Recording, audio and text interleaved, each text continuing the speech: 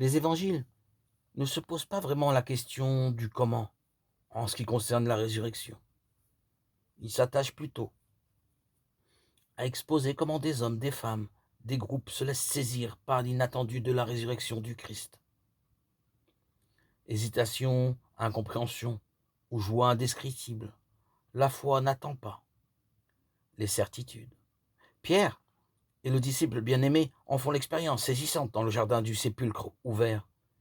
Il vit et il crut. Jean 20, verset 8. En un instant, ils découvrent l'ampleur de leur mission d'apôtre.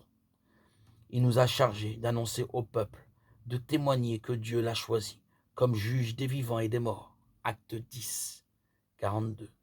Pourtant, comme le rappelle l'apôtre Pierre tout au long de la vie du Christ depuis son baptême jusqu'à la croix, la puissance de la résurrection était déjà à l'œuvre. Mais leurs yeux ne pouvaient encore percevoir cette gloire du ressuscité. De témoins oculaires, ils deviennent les envoyés d'une bonne nouvelle. Frères, vous êtes ressuscités avec le Christ. Colossiens 3, 1.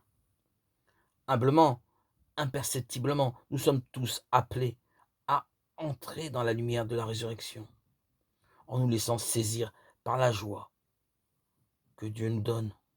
Nous pourrons annoncer, chacun à notre manière, la pierre qu'on rejetait.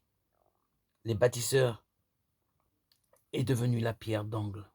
C'est là l'œuvre du Seigneur, la merveille devant nos yeux. Psaume 117, versets 22-23.